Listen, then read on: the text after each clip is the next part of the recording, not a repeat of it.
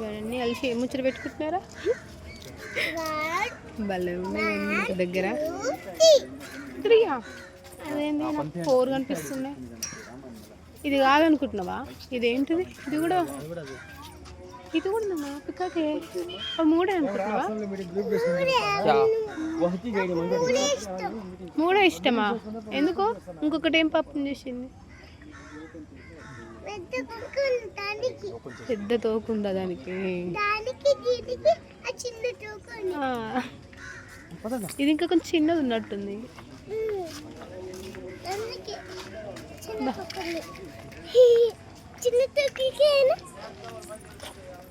Daksha